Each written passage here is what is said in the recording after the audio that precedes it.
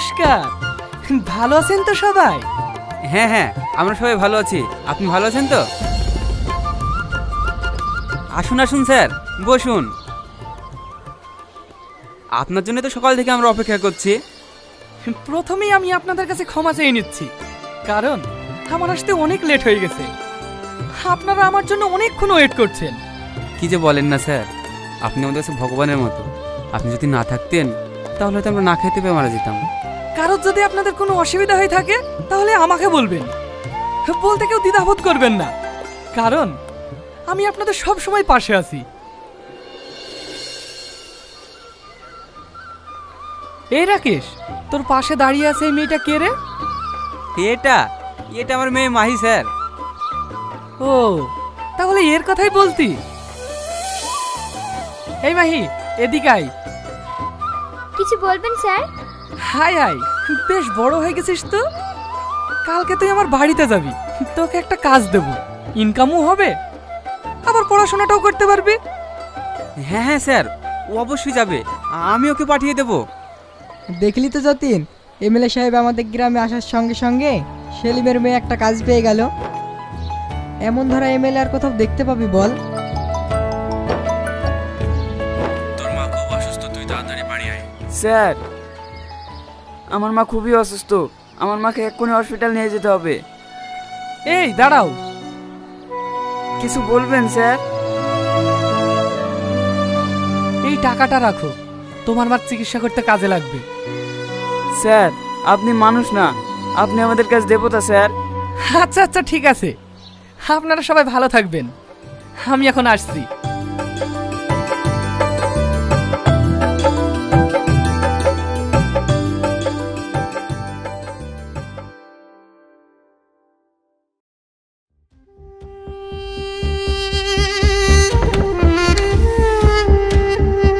আরে মাহি, হাই আয় আয়, তোর জন্যই তো বসে আছি।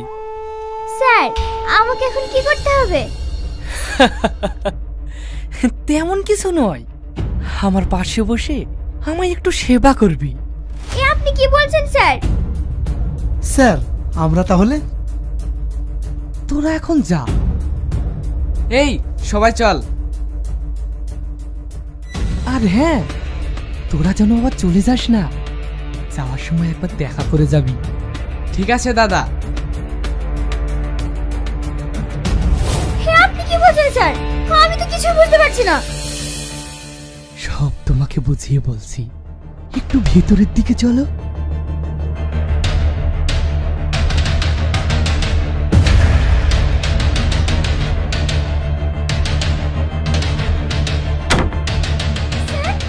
আপনি কি করছেন? আমাকে ছেড়ে দেন স্যার, আমাকে ছেড়ে দেন। হে এমন কাজ করবেন না স্যার, আমাকে ছেড়ে দেন।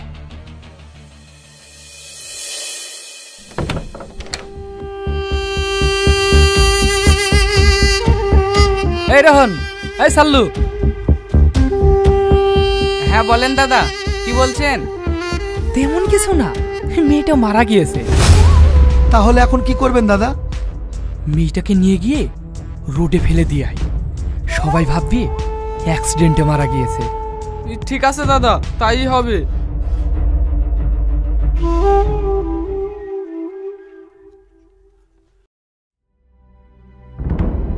কি হলো সালমা, এইভাবে দৌড়াচ্ছিস কেন? কি হয়েছে? রানীমা, এমএলএ সাহেব আমার একটা অঘটন ঘটে ফেলেছে। আজ আবার কি করলো? গ্রাম থেকে যে মহিলাটা এসেছিল না, এমএলএ সাহেব থেকে করে ফেলেছে। এই তুই কি বলছিস? আর কাউকে যেন বলিস না, ও মানুষ না, ও তোকেও খুন করবে।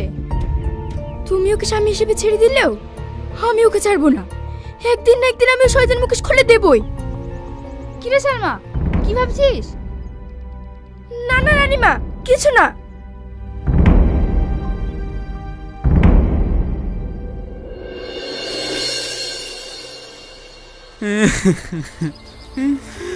তুই যদি পথটা দেখে শুনে পার হতিস তাহলে তোর অ্যাক্সিডেন্টটা হতো না রে মা। আমি এখন কাকে নিয়ে থাকবো রে মা? তুই আমার একমাত্র মেয়ে ছিলি রে মা।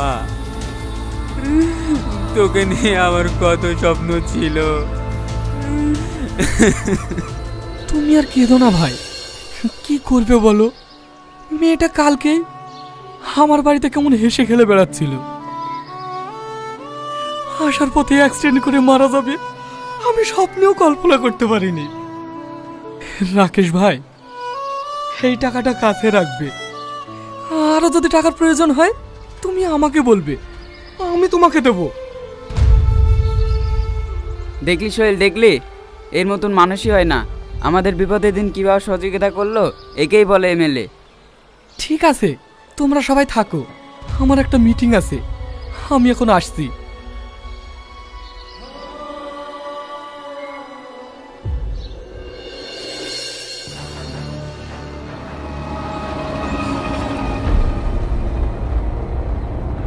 এই গাড়িটা একটু দাঁড় করাও তো। হঠাৎ আমার চা খেতে ইচ্ছে করছে কেন? স্যার, আপনি তো এসব ছোট দোকানে চা খান না। দোকানটা ছোট হতে পারে, কিন্তু ওই দোকানে কি আছে দেখেছিস? সব বুঝতে পেরেছি স্যার, এ নিয়ে আপনাকে ভাবতে হবে না, এক্ষুনি তুলে আনছি।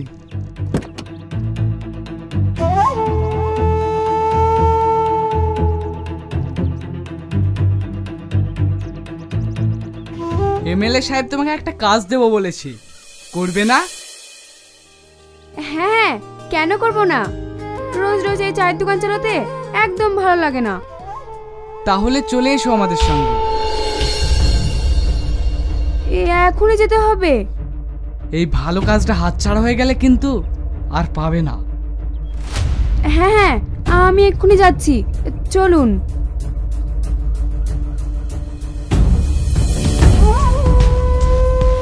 আমাকে কি কাজ দেবেন স্যার? তেমন কিছু নয়, গাড়িতে উঠে এসো, যেতে যেতে সব বলছি।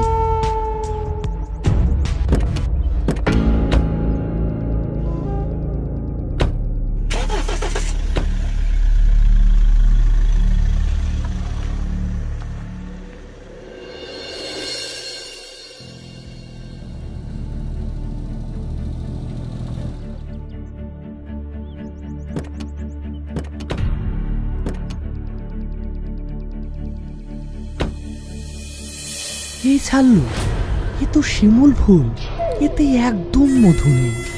দে, ওকে নদীর জলে ভাসিয়ে দে। দাদা, এ কেউ? হ্যাঁ, এ কেউ।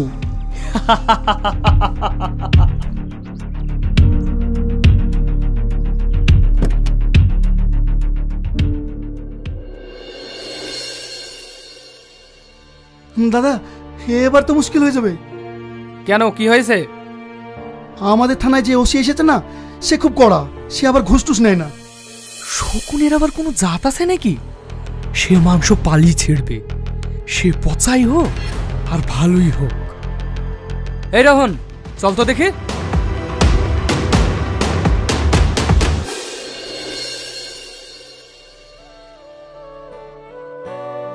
ওসি সাহেব, ওসি সাহেব, একটু বাইরে আসবেন। আপনারা কারা? আর এসব কি?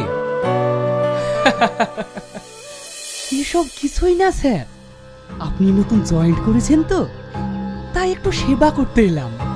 এই অবুঝ ছেলেটাকে আপনার সেবা থেকে বঞ্চিত করবেন না স্যার। কি বলছেন এসব? নিয়ে যান এগুলো।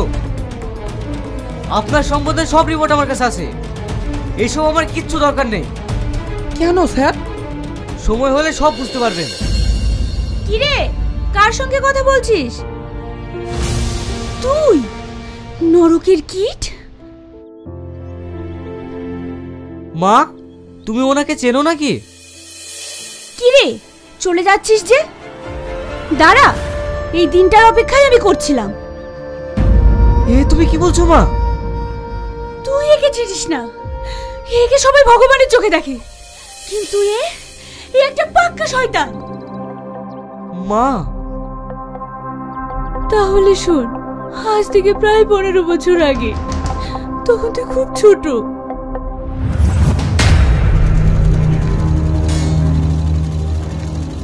প্রিয়া, ভালো আছো তো?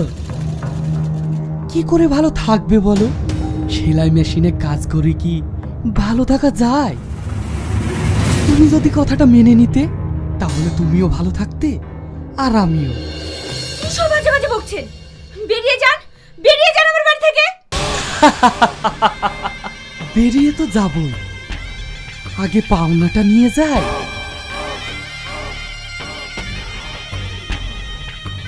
এক পাও হবে না, ভালো হবে না কিন্তু। স্বামী মারা গেছে এখনো তেজ যায়নি দেখছে? তেজ তো তেজ আমি ভাঙছি।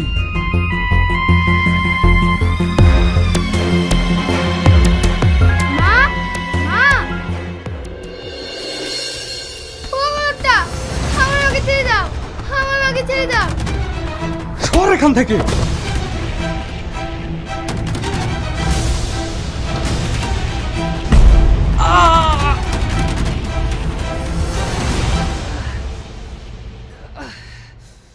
তুই আমার পায়ে খুব মারলি, তোদেরকে আমি ছাড়বো না, কোনোদিন না।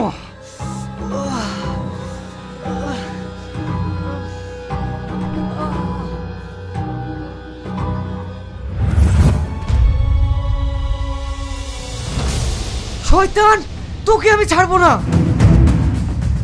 না স্যার, প্রমাণ ছাড়া কাউকে আপনি অ্যারেস্ট করতে পারবেন না। ঠিক আছে, তোর কাছে আমি প্রমাণ নিয়েই যাব।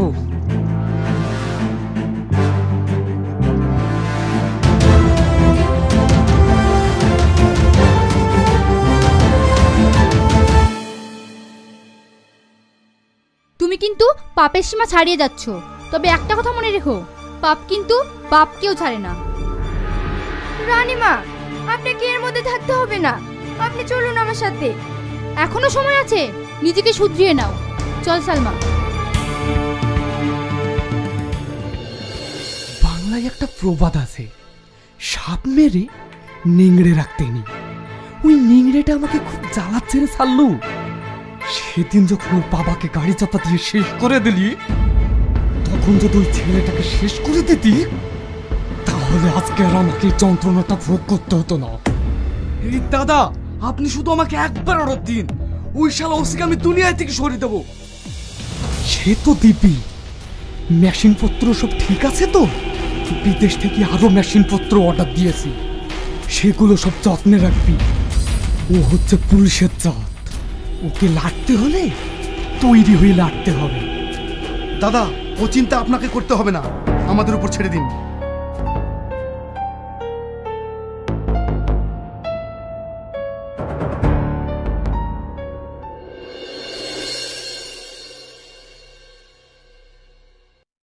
কি গো সালমা, আজ আবার কি রিপোর্ট নিয়ে আসলে?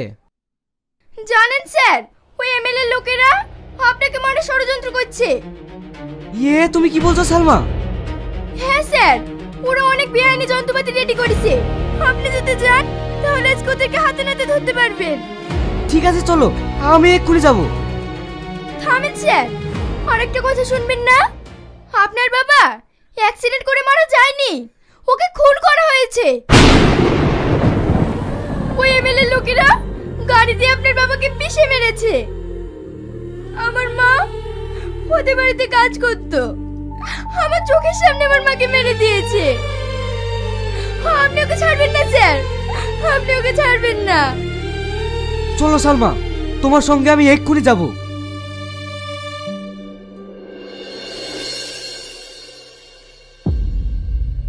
কি স্যার, ভুল করে আমার বাড়িতে নাকি? আসুন আসুন। কিরে সালমা, তুই? ভুল করে নাই স্যার, সঠিক প্রমাণ নিয়েই আপনাদের বাড়িতে এসেছি। আপনাকে আজ শ্বশুর বাড়ি নিয়ে যাব। এত প্রমাণ আপনাকে কে দিল? আমি দিয়েছি। এতদিন আমি দুধ দিয়ে কালসাপ পুষেছি। তা না হলে আমি আপনার ওই শয়তানি মুখোশটা খুলতে পারতাম না। তাহলে তুই বহুত শিয়ানা হয়ে গিয়েছিস দেখছি। ভেতরে ঢোক, সব তল্লাশি কর। এই, আমার বাড়িতে কেউ ঢুকবে না। এই সাল্লু, এই রোহন,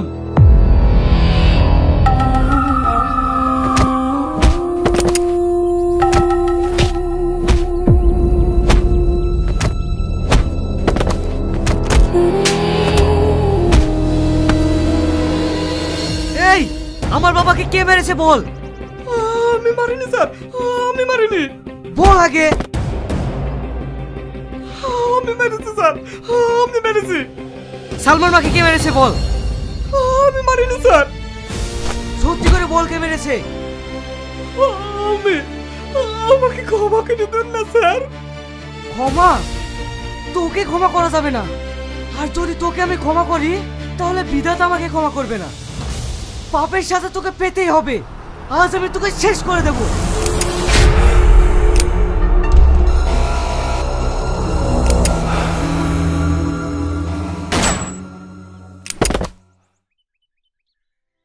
তোমাকে বলেছিলাম না, পাপ কখনো চাপা থাকে না, তার সাথে তোমাকে পেতেই হবে।